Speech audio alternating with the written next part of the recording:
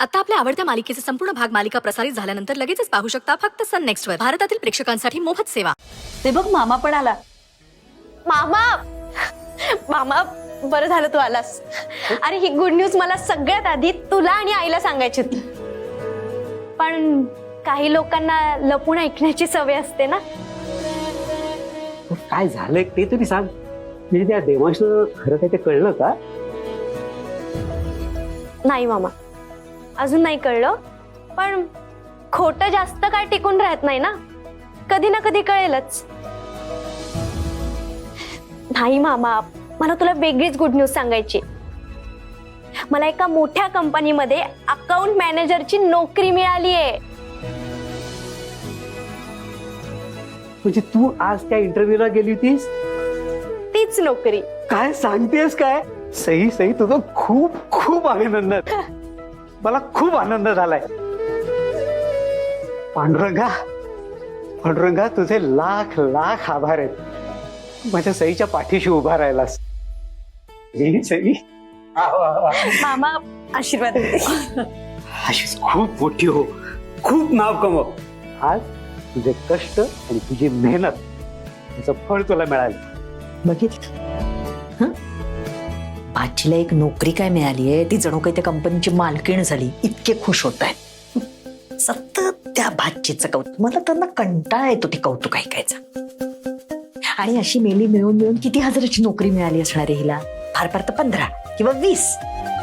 नाचतायत बघ किती. मामा, आई, तुला माहितीये मला किती पगाराची नोकरी मिळाली आहे? सई, अगं कितीही मिळाला ना, आपण त्यात आनंदाने राहू. ते तर आहेच ग, पण तरी गेस कर ना, मला पगार किती असेल?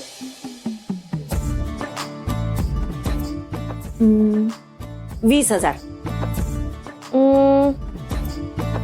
नाही. 25,000. नाही. मामा, आता तू सांग. 30 किंवा 40,000ची? हा. नाही. मला 1,00,000 पगाराची नोकरी मिळाली आहे.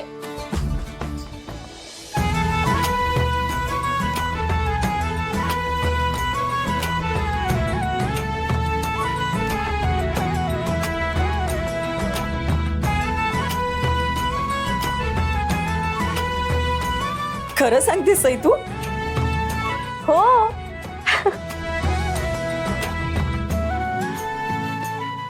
अगं सई, 1,00,000 म्हणजे एकावरती किती शून्य हे सुद्धा आम्हाला माहित नाहीये. खरंच ना, कमालच केलीस हं सई तू. आई, अच्छी सई. अगं बाई, काय एवढी मायलेकींची गळाभेट चालली आहे? हा, ते आतमधनं ऐकलं मी काहीतरी. वर्षाला 1,00,000 रुपये पगाराची नोकरी मिळाली ना? वर्षाला नाही, महिन्याला 1,00,000. पाया पडते.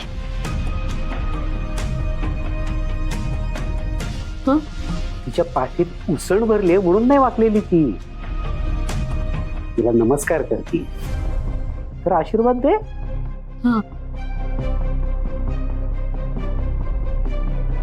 तुला खरंच महिन्याला 1,00,000 रुपये पगाराची नोकरी मिळाली?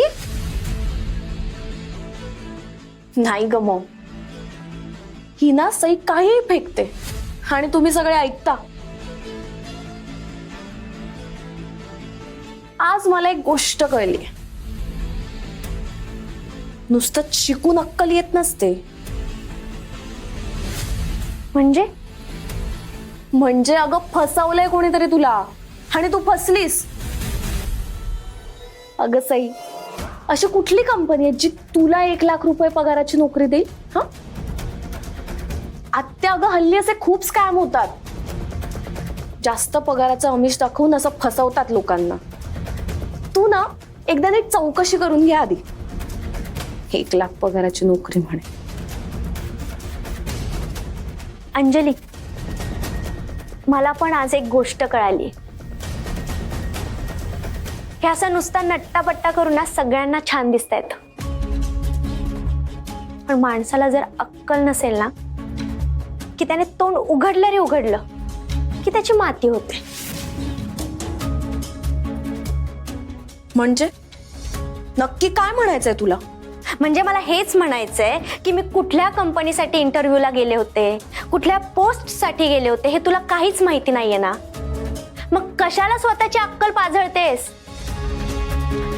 ए, तू नीट बोलायचं माझ्याशी. मग मी सुद्धा तुला विचारलेलं नसताना कशाला स्वतःचं ज्ञान पाझळतीयस तू? मी ज्या कंपनीत गेले होते ना, ती कंपनी खूप मोठी आणि खूप रेप्युटेड कंपनी आहे. त्यांच्या लिगल ब्रांचेस आहेत सगळीकडे, आणि शिवाय त्यांचा गव्हर्नमेंटशी सुद्धा टायअप आहे. समजलं?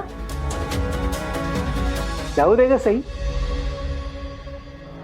ज्यांना मेहनतीचं फळ काय असतं हेच माहित नाही, त्यांना सगळी फसवणूकच दिसते. त्यांना जे वाटायचं ना ते वाटू देत. पण मला आणि ताईला खूप अगदी मनापासून आनंद झालाय. आणि आणि नुसता आनंद नाही झाला, तर ऊर अभिमानानं भरून आलाय. अगं, तू आपल्या कुटुंबातली अशी एकमेव व्यक्ती आहे की जिला लाखांमध्ये पगार आहे.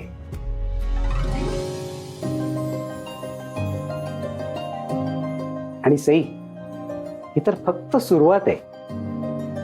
इथून पुढे तुझ्या आयुष्यामध्ये फक्त सुखच येत राहो, ही त्या पांडुरंगाच्या चरणी प्रार्थना आहे. मामी, हे बघ, तू अजिबात आता काळजी करू नकोस हा. आम्हाला खर्च करण्यासाठी 20,000 पुरेसे. बाकीचा जो काही पगार उरणार आहे तो मी तुला देत जाईन. म्हणजे कसं आहे, तुझं कर्ज लवकरात लवकर आम्हाला फेडून होईल ना, आणि कर्ज फेडल्यानंतर आम्हाला इथून लवकर निघता पण येईल. म्हणजे आमच्यामुळे तुम्हाला जो त्रास होतोय तो नाही होणार. अगं, तुमच्याशिवाय या घराला काही अर्थच नाहीये. तुम्ही आहात ना, म्हणून या घराला घर पण तरी आहे. मला काय वाटतं सांगू, तुम्ही खरं तर कुठंच जाऊ नये, तुम्ही कायम इथंच राहा. मामा, अरे आम्हाला पण नाही करमणार तुझ्याशिवाय. तू खूप केलंयस रे आमच्यासाठी, पण आता अजून किती करशील? हे बघ, तुला जेव्हा आम्हाला भेटावं वाटेल ना,